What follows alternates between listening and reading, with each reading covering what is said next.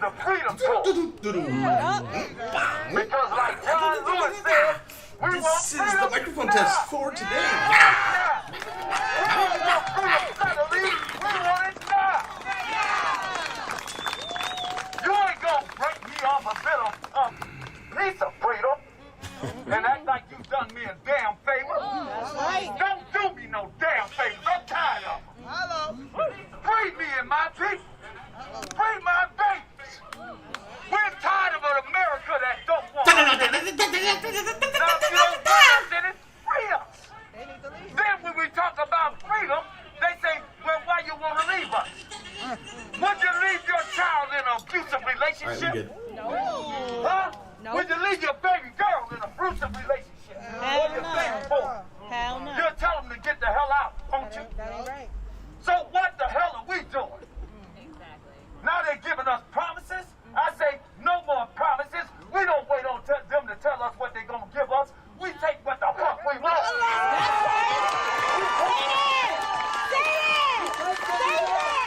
By any means necessary. Any means necessary. What, we supposed to allow them to kill our babies? Leave our women? Hell no. If we do, then we are not the men that was created for. We are not men. We might as well lay the hell down. Thank you. We're at war. We've been at war. We just gotta get around to it. They know it. We better get up, catch up to speed. Catch up to speed. Then they talk about the conditions my baby's in. Oh, Bloods and Crips. Like I say, I got a son, Blood, and got one Crip. I love them both. And they condition ain't on them. The condition was set by somebody else. We gotta help them out of that shit. That's right. We got a job to do. That's right. We gotta get out there on them blocks with them and say, what you doing today? I'm going with your ass. I'm going with you. I'm going with you. Now, how the hell he gonna kill somebody if you will? Come on. This is shit we gotta do as black men. The women gotta do your job. Kick them the fuck out your house if they ain't being a man. Get them out. If they ain't helping you raise your babies, get them out. If they ain't ready to die for your baby, get them out. Thank you. Get them out. That's right. I give my life to stake right now for my baby girl. And for any baby right here. Any of them. Because they all belong to me. I just don't claim her. I claim them all. That's right. So I say, no justice! No peace! No justice! No peace! No justice! No peace! No justice! No peace! Freedom! Freedom! When I say freedom, I want you to say now, because we want freedom right the hell now. Right now. We don't want tomorrow. Fuck freedom in pieces. I want freedom all. I want it all. And now, I would like my baby girl to read these demands.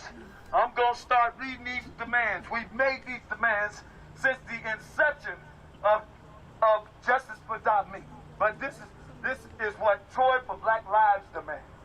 Since the formation of Justice for Me in 2017, now known as Troy for Black Lives, we have called for measurable commitment to police accountability and justice that protects citizens, visitors, and neighbors of Troy, New York.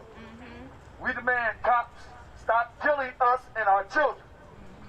We demand a newly formed civilian review board with subpoena power and representation of no less than 60% of the people most impacted by violence and police violence, and at the intersection of black, indigenous people of color, and LGBTQ, young people, people with disabilities, and are formerly incarcerated.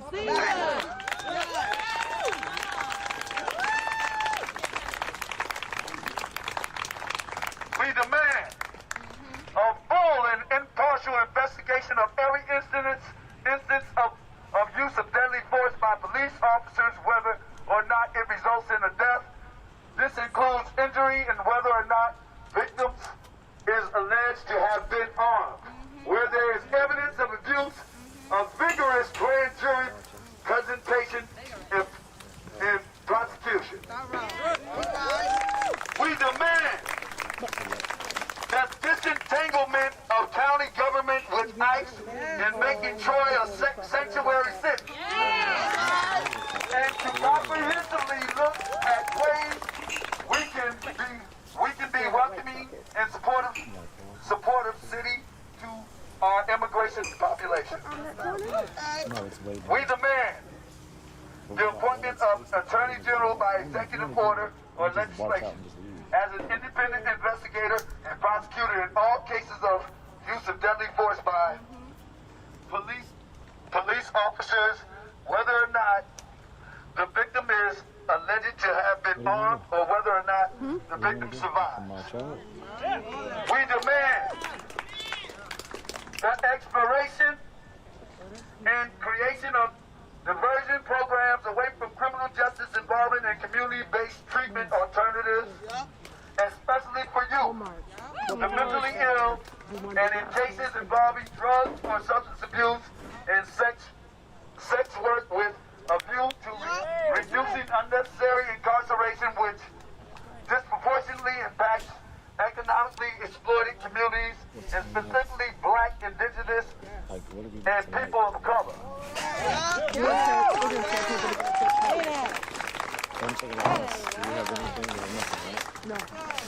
Same police that goes down there and going to protecting lives. That ain't right. The same police that's going to protect statues, but take our women in custody and rape them. That ain't right. The same police. Oh, any of you guys go in registry? You're your sex offenders. They're still in the force. They're still in the force. How many women have been raped by the Chicago police? This is why we are demanding that they be defunded. This is silent approval.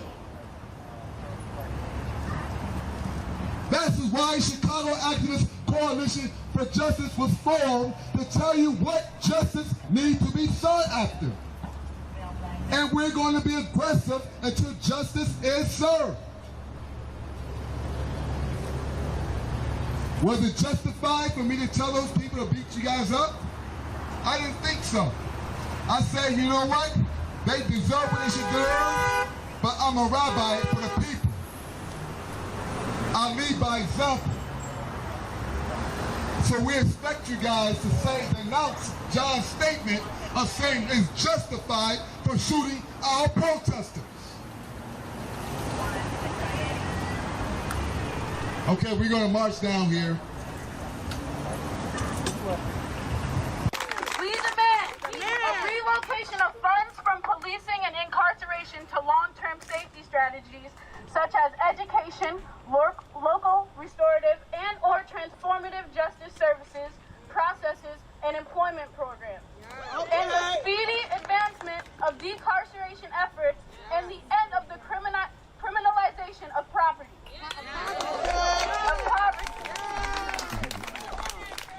We demand that the rights of protesters be respected and protected, and that there be no abuse of power.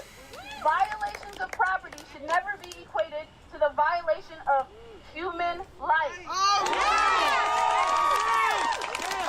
We demand that local and state officials ensure that there be no abuse of power. We demand the appeal of the dismissal of the charges against Rensselaer County DA Joel Abelov, who covered up the police killing of Edson Bevins. Okay. We demand the filing of charges against Jared Eiler for his role in the shooting of my cousin, Dominic McDonald. Yes. We demand transparency within all offices in service to the people, including the mental health services, housing assistance organizations, organizations working to end poverty, and organizations addressing DV bullying, and sexual assault. We demand no use of lethal force on protesters. The president is already sending troops to democratic cities to harm protesters. We are seeing this in Portland and now Chicago. These are all things that we demand. We demand. Us together. I represent Toy for Black Lives and the youth. And one thing about the youth is in kindergarten we learned that the police are supposed to protect us. But where are they? Because it's just more danger to the danger that we already have. You can't fight fire with fire. So where are the people to protect us? The police force is the biggest gang in America. We have to fight against it. We demand all of this. It's not just I, it's not just you. We. A lot going on so far. 8 p.m. on the East Coast, 5 p.m. on the West Coast. We We're running up deserve on it. It's not just a privilege, it's a necessity. Chicago, Louisville, New York, Troy, New York, Minneapolis, Lincoln, Nebraska, Los Angeles, Tampa, Florida. And post things on social media. It's not a trend, it's a movement. A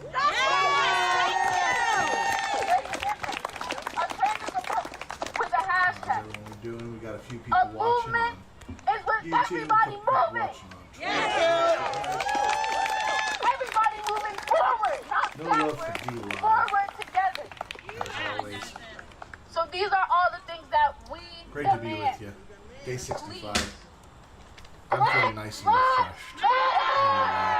Probably because I haven't done anything.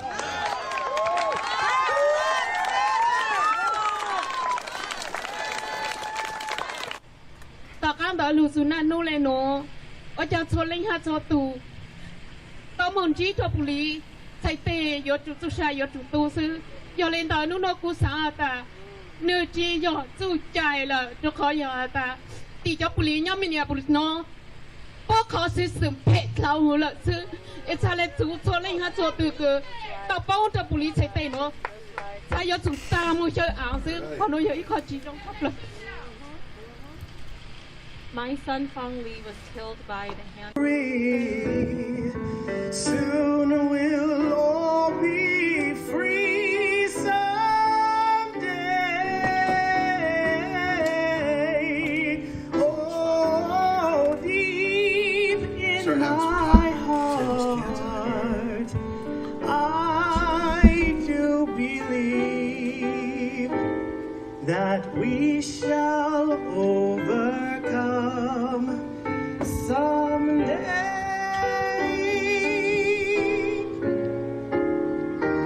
We'll walk hand in hand.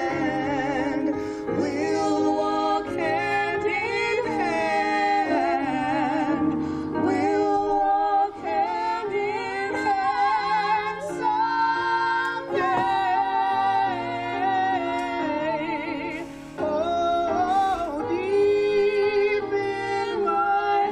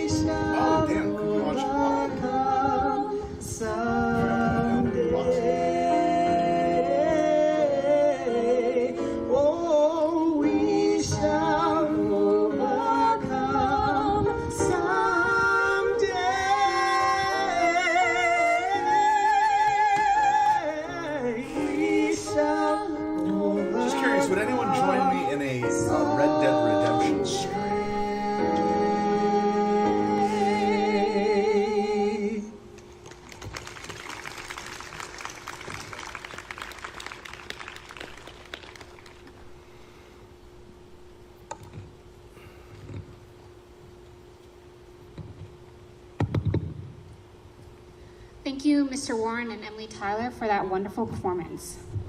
For those who don't know me, I am Nisi Streefer. I'm one of the co-founders of the Social Justice Club here at Avonworth. I've faced many issues, not really issues, but like I've noticed many things over the years. Up and voice my opinions because I've been too shy or didn't want to face any backlash. And now, after joining the Social Justice Club, I'd like to say I'm proud of what I'm doing. I am proud of what they're doing because we get to create a platform for people to speak. I'd like to share some words from the late Representative John Lewis. He said, "If you see something that is not right, not just, you have the moral obligation to do something about it." Those words mean more now than ever before. We've seen millions of people, regardless of race, age, gender, all standing up for what they believe in. Today is a chance to reflect and discuss the issues that have impacted our country the past few weeks. And now, I'd like to introduce Alexa Nelson and Leona Simmons to talk about their experiences in the community.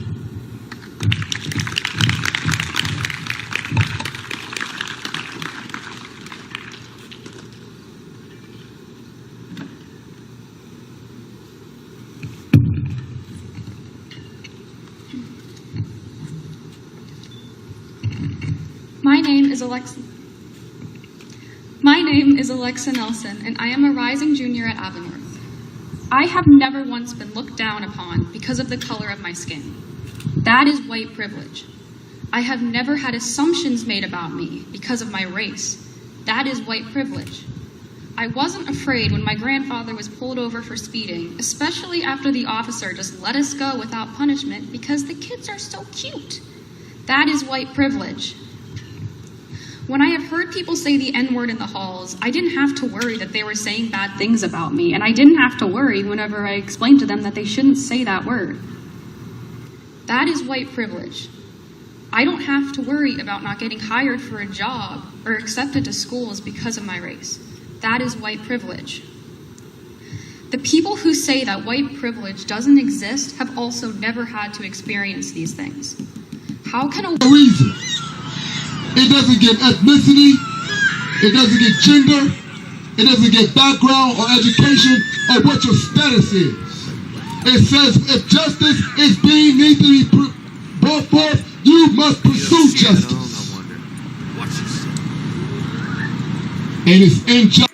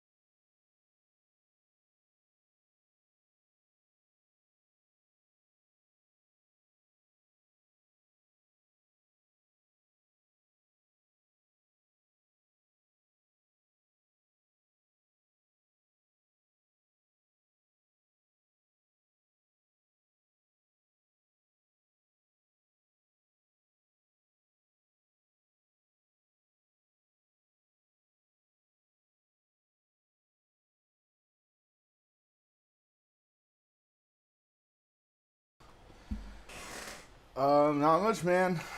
I don't know what's going on. There's I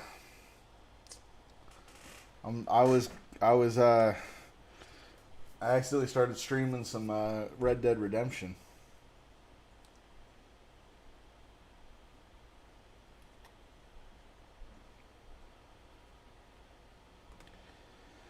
But now I know how to stream Red Dead Redemption on here.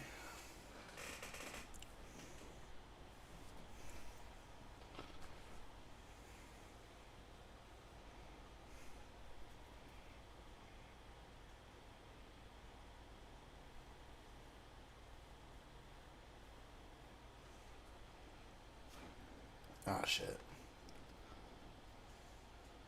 Hands up! Don't shoot! Hands up! Don't shoot! Hands Hands up. Don't shoot. Hands up. Don't shoot. Hands up. Don't shoot. Hands up. Don't shoot. Hands up.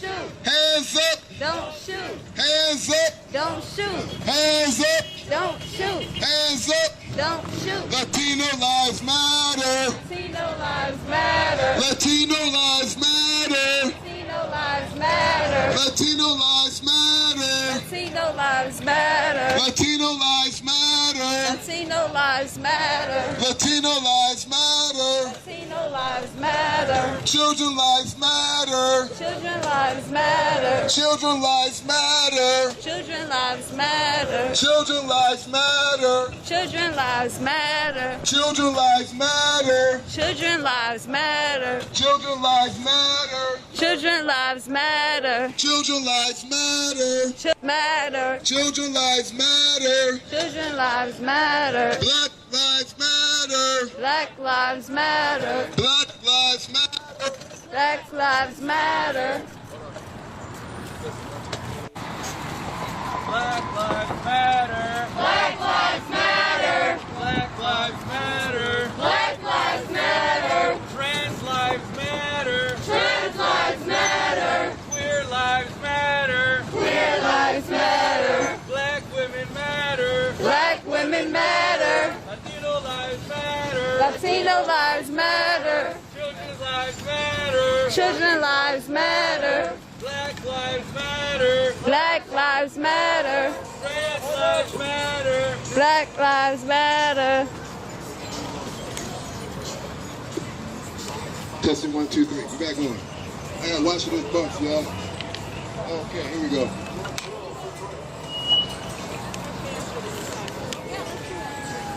Black lives matter. Black lives matter. Black lives matter. Black lives matter. Black lives matter. Black lives matter. Black lives matter. Yeah. Black lives matter. One second. Let me just finish what I was doing. Who you protect? Who you protect?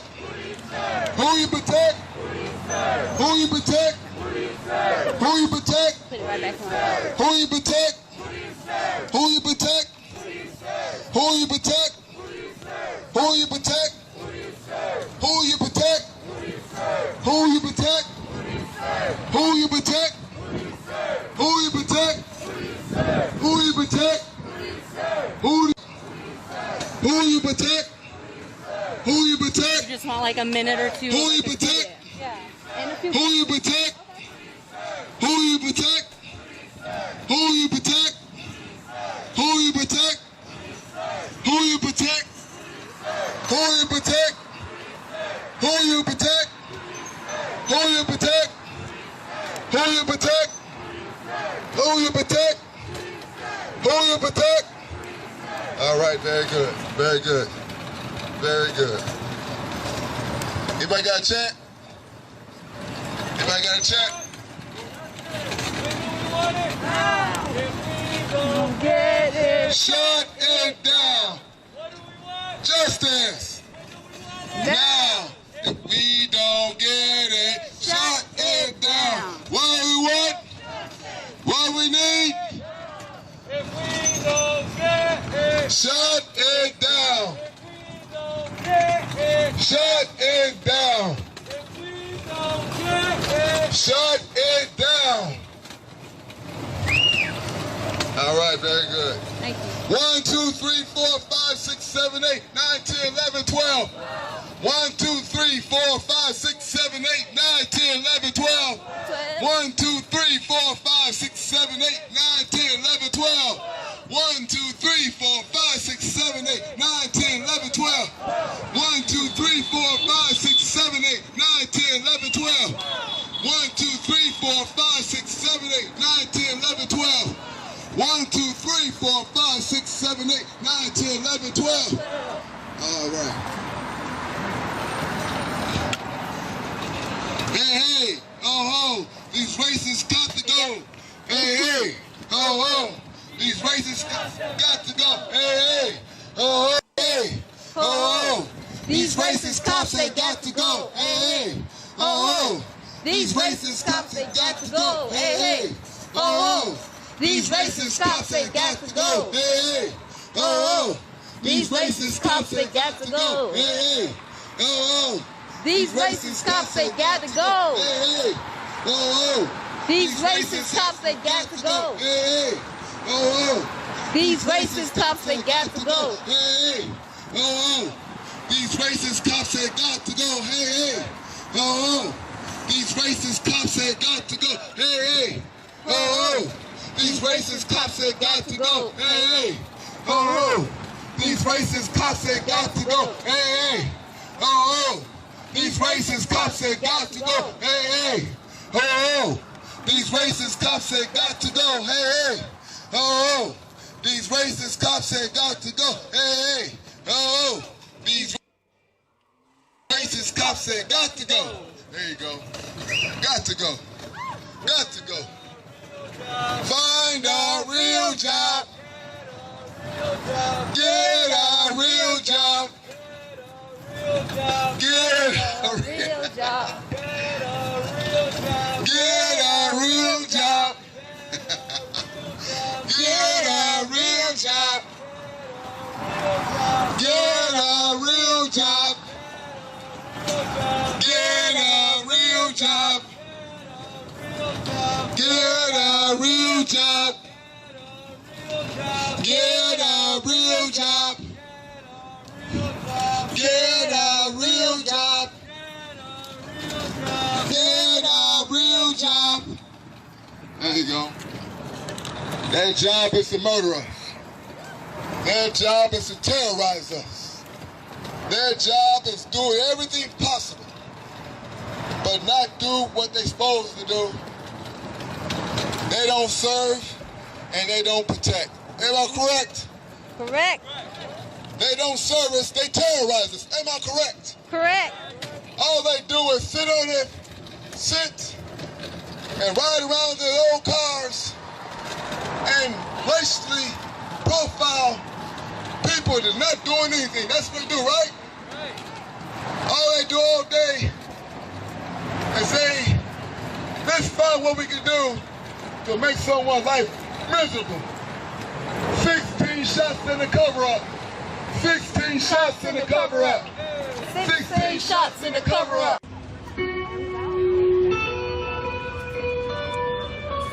Bunch of questions. So I have some questions for you guys to think about and answer today. The first question I have for y'all, and you can just raise your hand.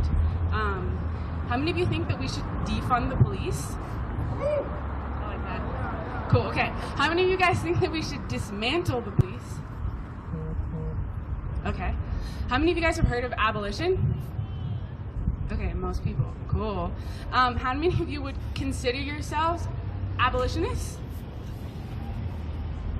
Okay, so a little less. I'm going to use the next couple minutes to take us from defunding to dismantling and hopefully getting us a little bit closer to abolition. And I hope that the way that I go through these and the questions that I'm giving you guys are useful in conversations that you guys have in your own communities and spheres of influence. So the first question that I think is important that we ask is, what were police created to do? And the classic answer is to prevent and control crime. So I want you guys to keep that in the front of your minds as we go back and do a little bit of history. So when we're talking about the history of American policing, there's a lot there, but generally there are two distinct origin stories of police in the American colonies. In the North, where there weren't so many enslaved black people, and in the South, where there were tons and tons of enslaved black people. So the first form of policing in the American colonies was in the South, and there were slave patrols. Can you guys say that? Slave patrols. Slave patrols. So slave patrols, their job was to catch and punish runaway enslaved black people and to prevent and quell slave rebellions. And the first government-sanctioned slave patrol was formed in 1704 in the Carolinas. So when we're talking about policing in the North, the first police department was formed in 1838 in Boston. And that police department was modeled off of the London Metropolitan Police, which was modeled off of a police force that England used when they were occupying Ireland. And they used that police force to control agricultural workers and agricultural uprisings, right? So labor that was striking and rioting against landowners. So the same thing, the police did the same thing in London. During the Industrial Revolution, the police's job was to sort of help mold and shape a profitable working class. And the same thing is true in 1838 in Boston. It was all about labor control. So can you guys say that for me? Labor control.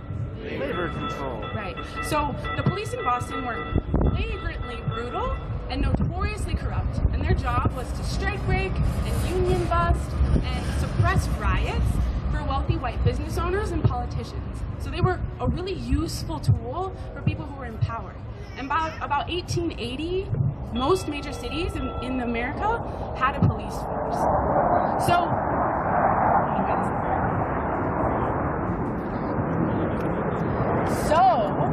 what were police created to do? Suppress, oppress, and control black, brown, working class, and poor people.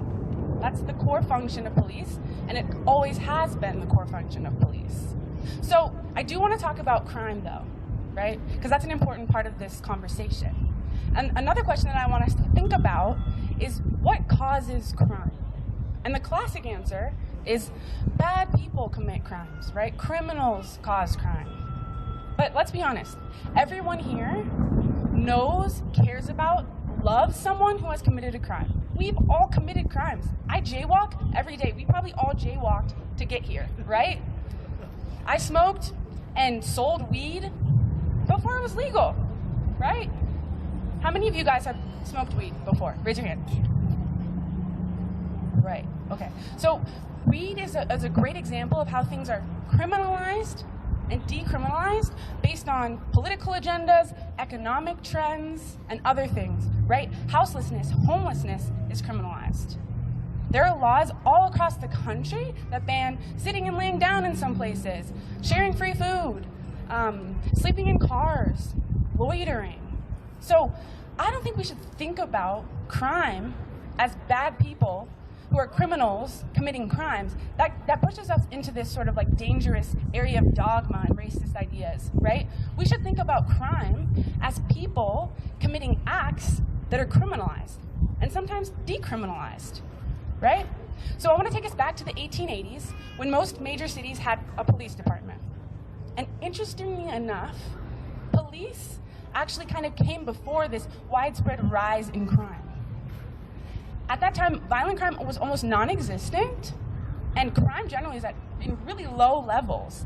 And ironically, police kind of caused this rise in crime because they were committing crimes, right? They were brutal, they were ballot box stuffing, and they were doing corrupted stuff, but also because they were enforcing new laws that criminalized a whole bunch of things like public drunkenness and gambling and loitering, right?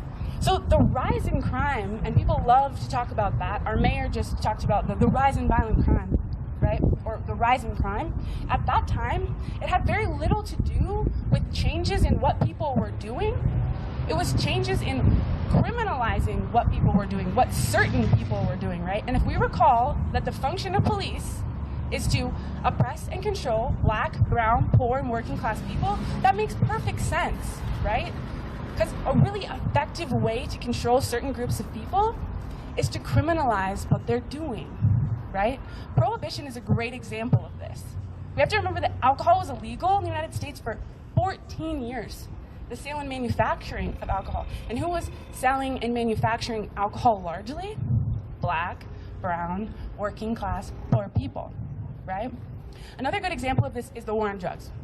Nixon, in effect, created the war on drugs.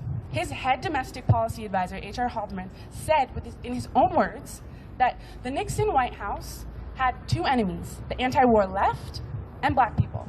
And they couldn't make it criminalize being anti-war or black, right? But what they could do is get the public to associate hippies with marijuana and black people with heroin, and then heavily criminalize those things, right? And vilify them night after night on the evening news, and then they could raid their homes and disrupt their communities, right? And take power from these groups of people. And it was completely legal, right? By criminalizing something that they associated with hippies and black people, they created the war on drugs, right? So, the next, okay, so once we start to think about crime as acts that are criminalized, we start to realize that the majority of crime that we have in the United States is actually us criminalizing poverty and a lack of resources, right? And then you start to realize that you could reduce crime by just giving people public services, like resources, and effectively decriminalize those things, right? So when we start to think about, the next thing we want to start to think about is like, what do people need in terms of public services? And we have a bunch of them written here, but I want you guys to find someone that you don't know in this crowd, go introduce yourself, and I want you guys to talk about something. I want to give you like 45 seconds, a public resource or public services that you think that we need here in Denver. Go ahead, mingle. I'm Daria. Talking about what defunding the police looks like. Oh, I didn't know if you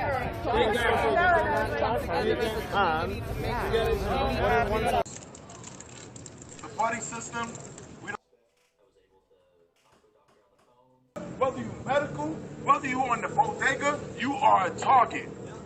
Period. So when you leave from here, we want you guys to leave in groups. The buddy system, we don't want nobody straggling by themselves because they are grabbing people up like they are in Oregon, and they're making people disappear. Okay? So we want to make sure that we stay family together. I want each and every one of you, and I'm not playing.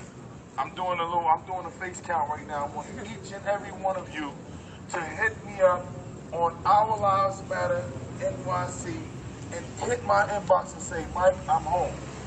If you don't hit me up, I'll find out. Alright? Instagram. Maybe you guys try to share again. Share one more time. Also, if you get any type of summons, or if you get any PAT, let me see if I can plug my phone in. We'll pay for that. Okay? You commit. Listen. If you take your time out and you committing to me, and trusting me, and following me.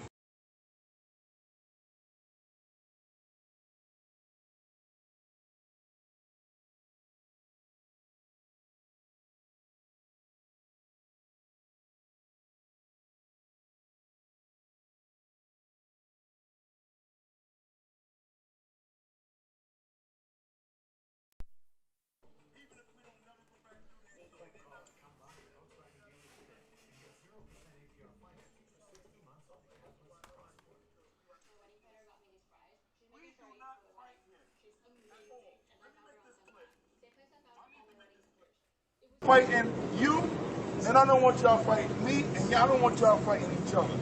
So if I see that, I'm not going to invite you out here when I do something else, because Childcare, right?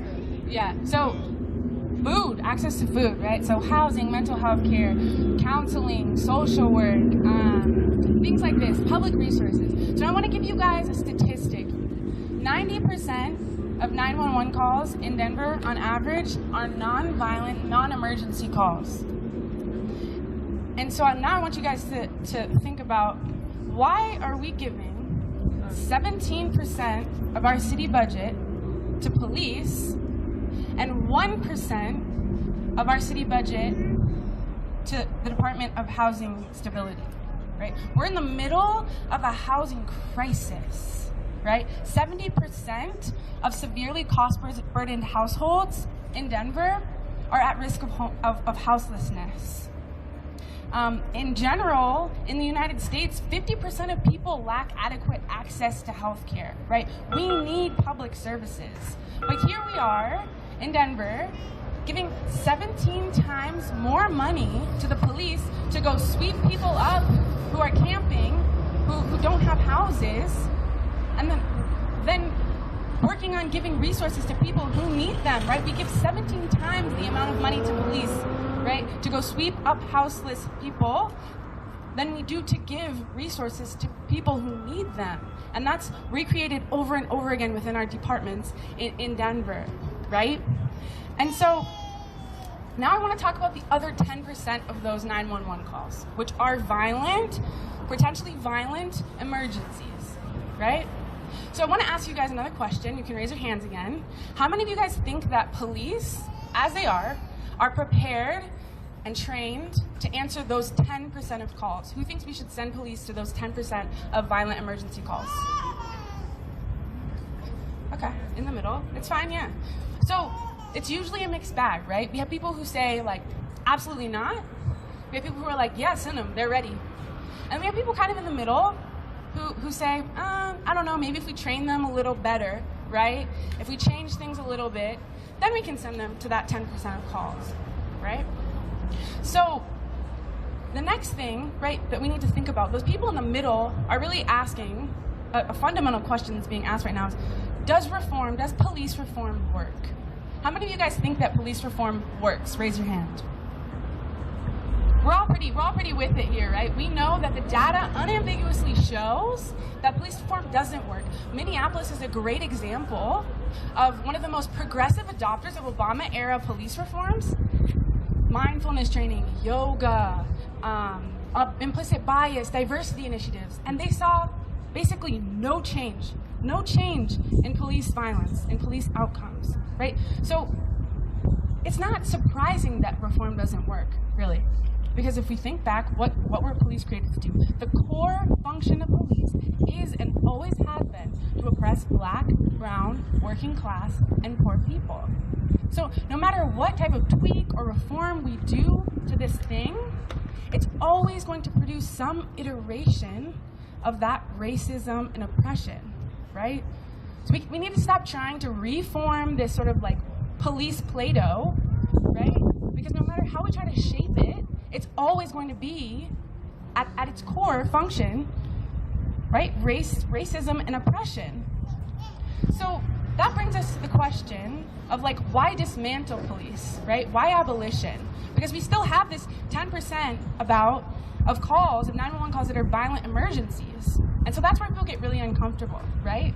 And so what I want to dive into last is the fact that our police force, they're violence workers, right? Not only are they created to oppress Black, brown, poor, and working class people, they're violence workers. And you can see this when you compare the U.S. police force with other countries, right? It's not normal. What our police do is not normal. They kill people. So that's just the tip of the iceberg, right? In 2019, so the second most lethal police force in these countries that we like to compare ourselves with, like wealthy developed nations, the second most lethal police force is in Canada. In 2019, their police killed 36 people. And our police killed 1,004 people. That means as soon as you cross the border, you're like almost 300 times more likely to be killed by police, and more likely than that if you're Black, brown, poor, working class, right? In England and Wales, in 2019, police killed 3 people. In Iceland and Norway, police didn't kill anyone. And this isn't a one-year trend. This is like year after year after year. We have the most lethal police force of these wealthy, developed nations that we like to compare ourselves to, right? So we have to shake ourselves of that, oh, this is normal that our police kill people and brutalize people. It's not. Our police force is stuck in like the 1830s. Right? So we do need people who are going to address that 10% of calls, but we don't need people whose core functions, whose institutional imperatives are violence, oppression, and racism, right? So what does it look like when you have people respond to those calls? You have people who are well-trained human beings, right? Whose core mission and core function is equitability and safety of people, right? So the last thing I want to address is abolition. Some of you guys are like, about abolition, because like it is a little bit intimidating, like a little bit confusing, right? And it's not a surprise. We sort of grow up in this culture of violence and oppression. Like, it's the water that we swim in a lot of ways. So it's really hard for us to, like, first of all, imagine anything other than that, but especially to imagine other things that can work, right? But, and the main question that you usually get as an abolitionist is like, well, what? Are you just gonna get rid of everything, right? So what do we have then? You're just getting rid of it? And like, that's not what abolition is. Abolition is just a recognition that so many of our systems, like the police system, are embedded in racism, slavery, and oppression. And in order for everyone to be free, we have to break those systems. We have to abolish those systems. Abolition is just the deconstruction, the defunding, the dismantling of violent, oppressive systems that punish people, and the construction of systems of care, accountability, and support in their place. And Ruth Wilson Gilmore says it the best, right? Abolition is not about absence, it's about presence. It's about building life-affirming institutions. And so, if you're about defunding the police, if you're about dismantling the police, you're pretty close to an abolitionist perspective, right? You're not that far away from it. It doesn't have to be scary or intimidating. And no matter where you are on you know, this sort of spectrum of understanding and belief of police violence and police abolition, I really hope that you guys can take something from today, because you're about to learn a whole bunch from Carrie and from Rue, and use it to immediately affect change in your lives. And I just want to end with something that John Lewis said, rest in peace, in the essay that he wrote before he died. When you see something that is not right, you must say something. You must do something. Democracy is not a state. It is an act. And each generation must do its part to help build what we call the beloved community, a nation and world society at peace with itself. Ordinary people with extraordinary vision can redeem the soul of America by getting in what I call good trouble, necessary trouble. Let's use justice today to get in some good, necessary trouble. Have Carrie Joy come up now, but thank you all for being here and doing CHOP. Love y'all. Thanks.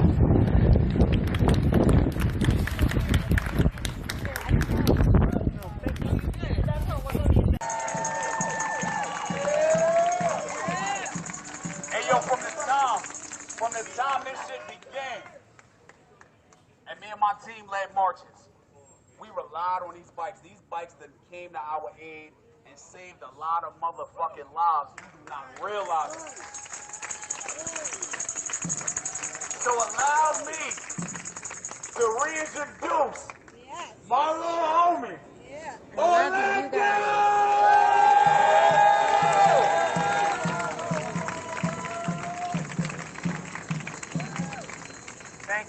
Thank you. Today was a really good day for me.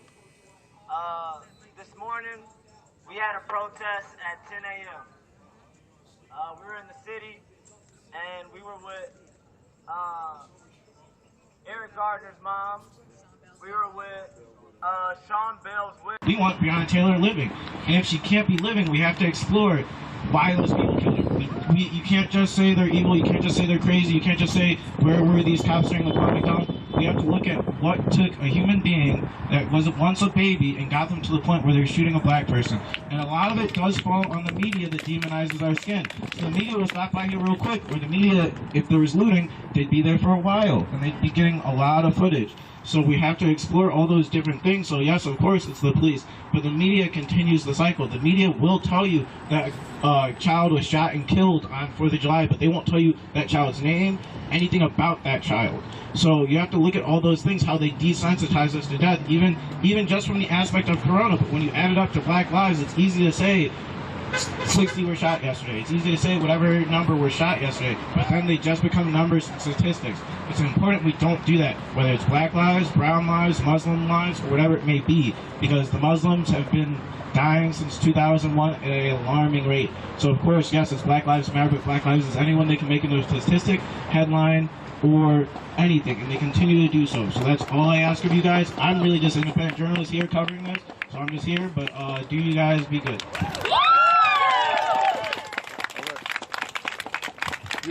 You're a journalist, my lord? You're a journalist? I get paid $0. I do it for me. Okay. All right. Please give his name. my brother spoke some good truth there. So this is what we're going to do. We're going to cross this street here and go down Michigan Avenue. Okay?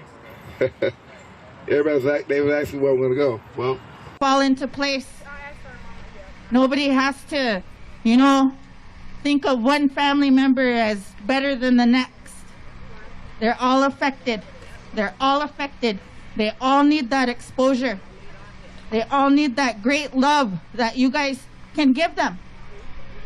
Sometimes we're forgotten about. We're forgotten about in every single platform that has to do with this government, with so-called America. We're here to remind you. We're the first people of this nation.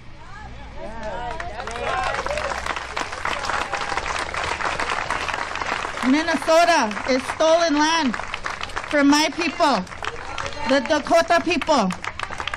There's a concentration camp of Fort Snelling over that way where they put our people. I'm a descendant of the exiled. She's a descendant of the exiled. These are descendants of the exiled. So please, when you're out here doing things for families and stuff, don't forget about us. Don't forget about us. Yeah, you know Paul Castaway's name. You know Phil Quinn's name. You know Billy Hughes' name. But you need to know Carissa. You need to know Gabriel and Lynn. You need to know Paulette and Kathy and the rest of Kathy's kids.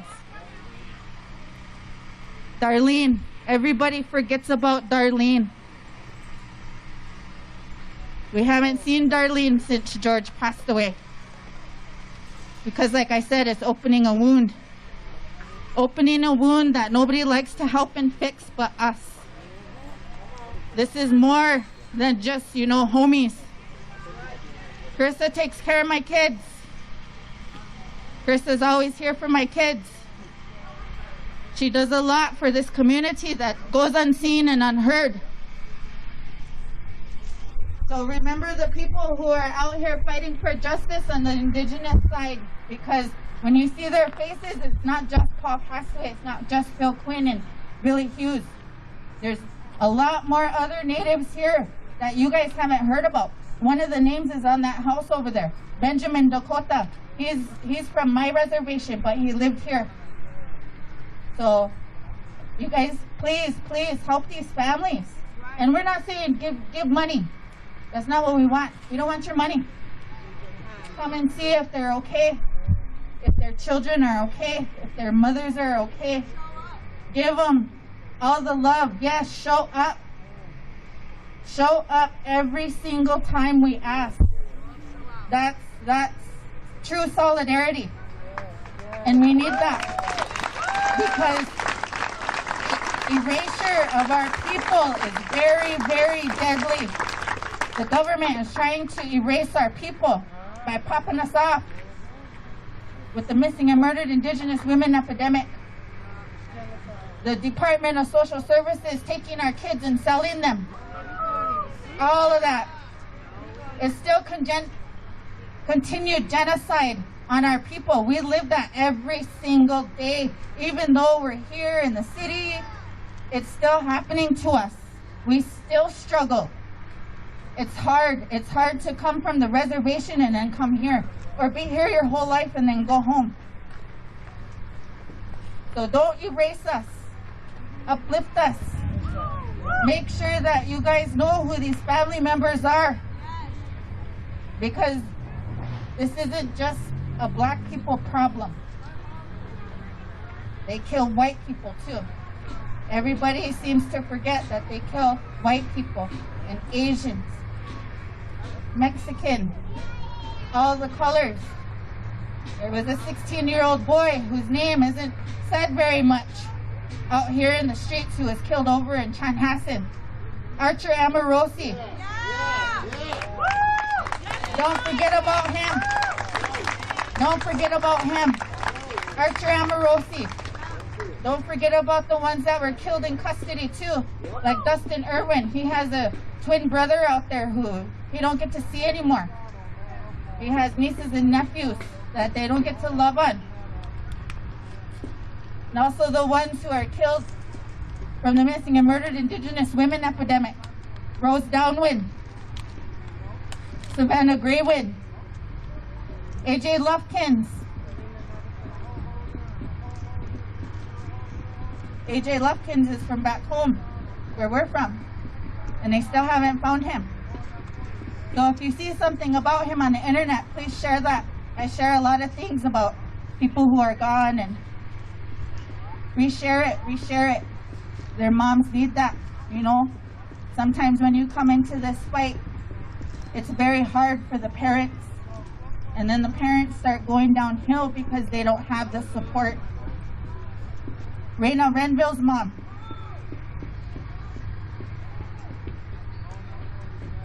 They all need that love. They need your support.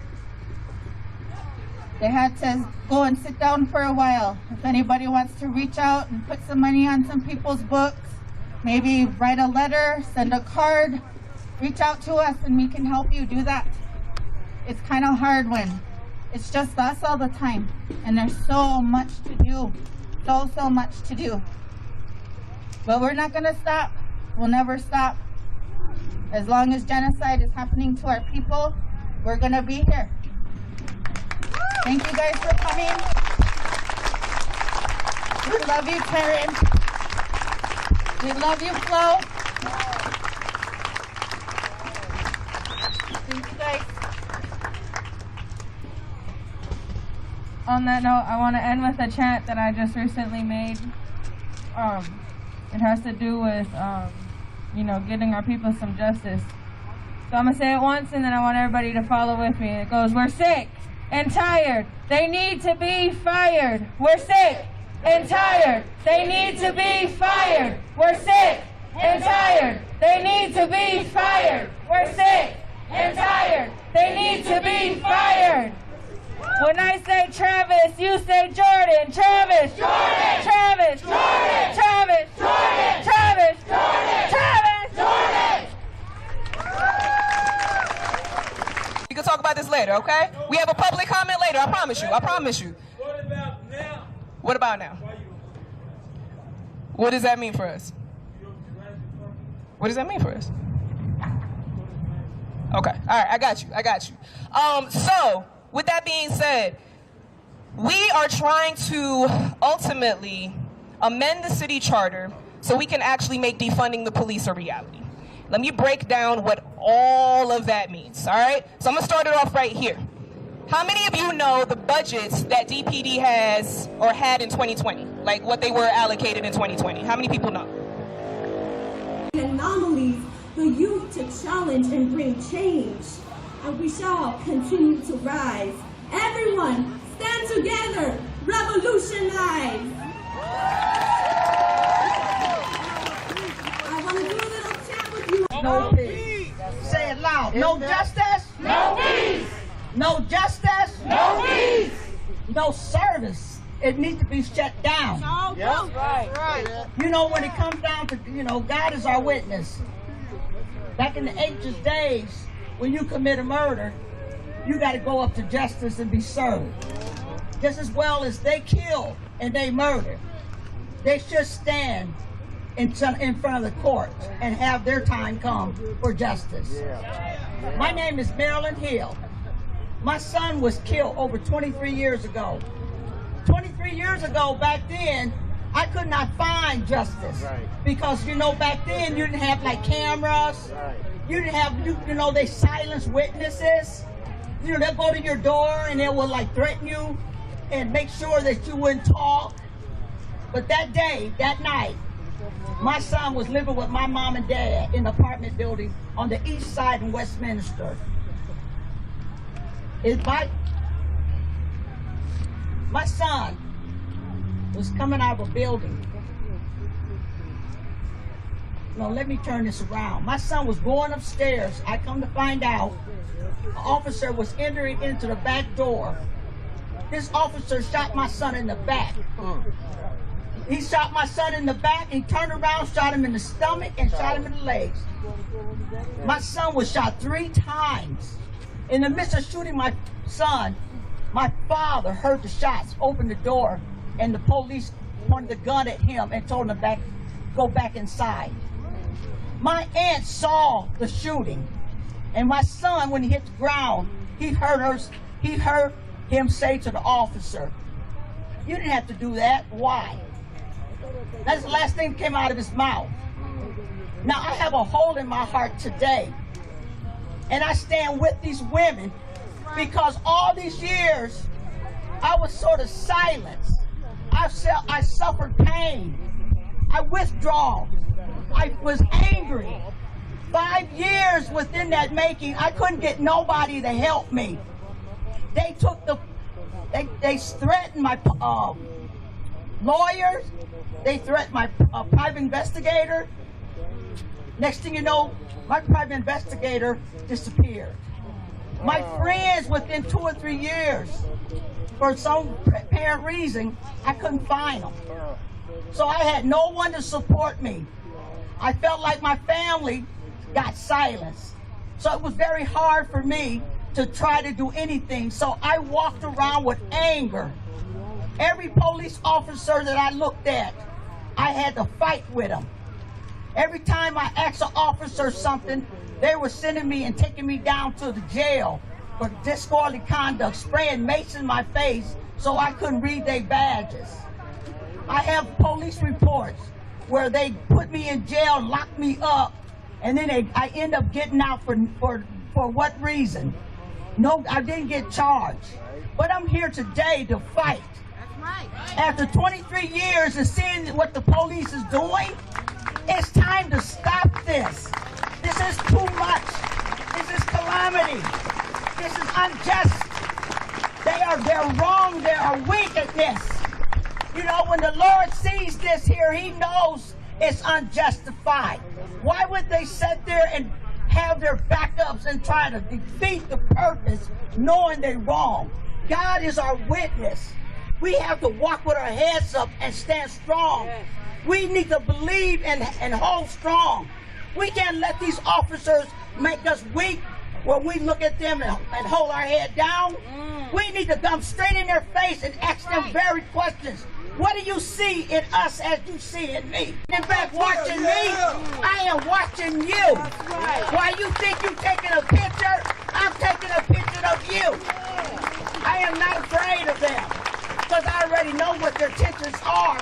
And just like this precinct right here is trying to destroy our loved ones, it's all over.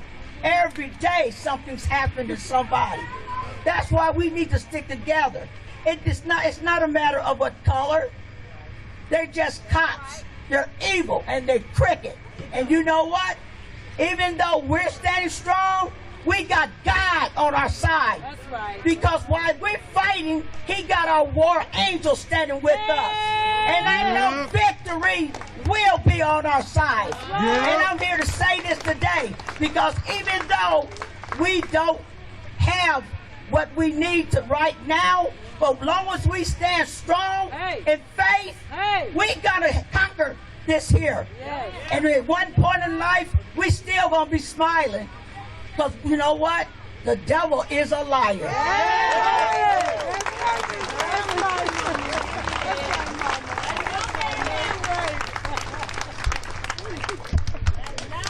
Hi guys, my name is Mia Montgomery. My dad, Lionel Antoine Lewis, was murdered by 3 officers 18 years ago in Hibbing, Minnesota. The cops are called to a domestic violence call from a bystander. Before they assessed the situation, they came out with guns drawn at my dad. They threw my dad to the ground so hard that he vomited. My dad was beaten to death. My dad had over 6 broken ribs. His head was cracked open. My dad's eye was popped out of the socket, and they ruled my dad's death as agitated delirium. Cover-ups. My dad never got justice, and it's been an ongoing battle. I got arrested at the George Floyd protests. I was held in jail for 4 days. They zip-tied me and kicked me in the face. I had a sign with my dad's name on it asking them if they wanted to kill me the same way they killed my dad. This is pain and it has to stop. Yes. My dad is having a march. It's called March for Lionel Lewis. It's going to be on my birthday. I'm dedicating my birthday to my dad. If anyone wants to help,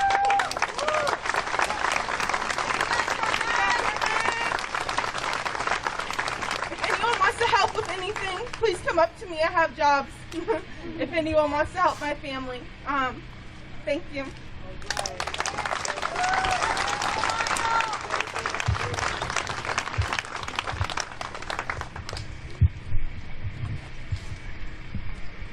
What do we want? Justice! When do we want it? Now! What do we want? Justice! And when do we want it? Now! What do we want? Justice! And when do we want it? Now! What do we want? Justice! And when do we want it? Now! What do we want? Justice! And when do we want it? Now! What do we want? Justice! What do we want? Justice! What do we want? Justice! What do we want? Justice! What do we want? Justice! What do we want? Justice!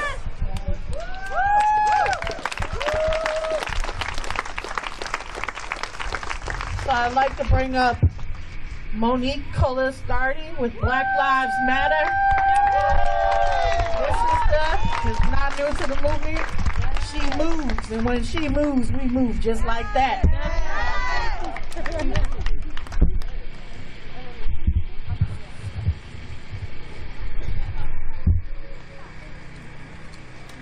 Thank you so much, and thank you all for being out here. And the work that's being done in the Twin Cities area is being noted across the country, and it's individuals just stepping up and filling a gap that's needed to be done. And it comes when we have protests and people just show up with water. It comes when people just decide they want to take an action in their community. It comes when family members reach out to other family members to lift them up. It comes when people just reach out to strangers, even through Messenger on Facebook. Hey, are you related to this person? And share a story. We live in a community that is so loving and so caring and so powerful that we don't mind standing up and saying, fuck the police. That we don't mind having a protest right in front of the 4th precinct. That we didn't mind having an occupation here. That we don't mind shutting down freeways and trains. That we don't mind getting arrested. That we don't mind getting maced. We don't mind having the flashbangs thrown at us. Because we're out here for one thing, and that's for justice. So this is a community where we put in work. And I'm a family member. I am, yes, the aunt of Marcus Golden. But I'm also an activist. And I'm a person who believes in filling in the gap, and that's what everyone out here can do. If you see a need, take that step and become active and get activated. So it's amazing that you are here, but there's so much more work to be done. Our sister right here, she needs some help. We're gonna help. We got you, sister. And I've seen the event, it's already on the Black Lives Matter pages, so we're supporting and we're here for that. There's a need. We have marshals. Our marshals have been training and training. I know I've been in the movement for 5.5 years. Yes. We have, hey, they're good. I'm a marshal. I'm gonna brag on them. We're damn good.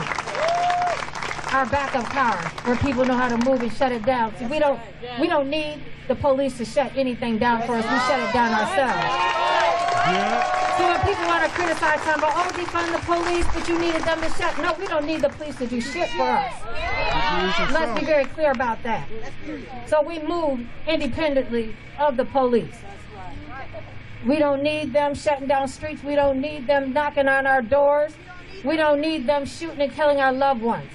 We don't need them lying to the media. And we don't need the media repeating their lies. So we are here. We are standing up to tell our truth. We are standing up for what is right, and we are waking people up. And God rest and bless George Floyd, who came at a time when the whole world was silent because of COVID. God bless his soul, because it has given us another opportunity to do what we have been practicing and what we have been working on so long, and be able to execute with precision what we need to do to get justice. And we saw these streets on fire. We saw the precinct burn. And that precinct burning was beautiful, right? We saw the 4th precinct completely redecorated. And now we see a little more. And that was the truth. We can have a building on the outside that looks nice, but it was already ugly on the inside. So the outside is matching what's going on the inside. So as Nikema always says, the time is now. And the time is now. And we must continue to stand in solidarity with all victims of police, whether it's homicides, arrests, or beatings, or brutality. We must stand together. And I know I have personally made a call for all the charges to be dropped against protesters arrested during the George Floyd uprising, and also for all charges to be dropped against AIM for taking down that Christopher Columbus statue. So Governor Walz, I've made that to you directly, and I want to know what you're going to do. Because this is not just about one person, but because Travis Jordan lived. We are all here. And while we lift up Travis Jordan, it's an opportunity where he from the grave is lifting us up. And it's given cause for other people to come out and speak. Some families, maybe for even the first time. So we grow with every loss. And our family grows of activists. The family of stolen lives continues to grow. And the solidarity work that we do for those who are black, white, and every color in between continues to grow. And we continue to learn the names of more people and going back as we see finding those people whose loved ones were killed before the Black Lives Matter movement started, before people really believed how dirty these police are and how dogged they are when they execute our loved ones and lie on them. So there are people that we still need to reach out and find. And there's some people we have to respect that they don't want to talk about it. They just want to move on, and we have to respect that. And I have asked families, okay, I had a family say, she's like, you know, I'm not a fighter like that, but I appreciate you keeping his name in the street. Well, then that's what we do. We keep the name in the street. You don't have to be out there. We do the heavy lifting for those who can't do it. Right? That's what we have to do. And we do it. We have some great independent media that's supporting the work that we're doing to tell the truth of what is happening. Yeah. And photographers. Yeah. And we're using social media to get our truth out. And the United States is seeing what is happening right here. And we stand in solidarity with Portland. Yeah. You continue to do what you're doing. Fuck the police. I'm so proud of Portland and all the other cities that have been rising up and continue to rise up. And that's what we'll continue to do here. And we're going to support you, sister. I don't know where you went. I saw the post. I really didn't know the story of your father. And I definitely want to come meet you and talk to you, because we can always support those who have gone on. That's what we do here. It's a beautiful group and community. I love you all. Thank you for being out here. Justice for Travis Jordan.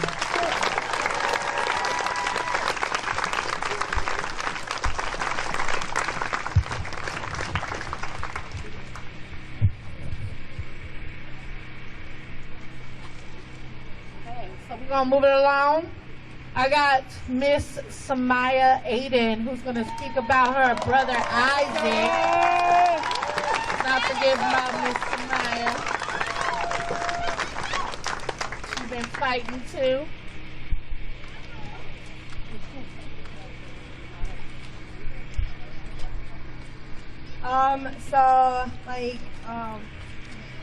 You all heard, my name is Samaya Aiden. I just turned 22. I live in Los Angeles, California. Political science and criminal justice double major, but I had to drop everything and come back to Minnesota on July 3rd, 2019, when my brother Isaac Aiden was murdered by Eagan and Bloomington officers in Eagan, Minnesota on July 2nd, 2019. Since then, I've been fighting. I've been protesting alongside all of these other family members. My brother was a 23-year-old college student at the University of Minnesota studying IT and infrastructure. He was a business owner. He owned his own home care business called Avenex Home Care. He was also a banker, a universal banker at Spire Credit Union in Roseville. But none of that mattered because at the end of the day, he was black and he was murdered by officers. As much as I want to talk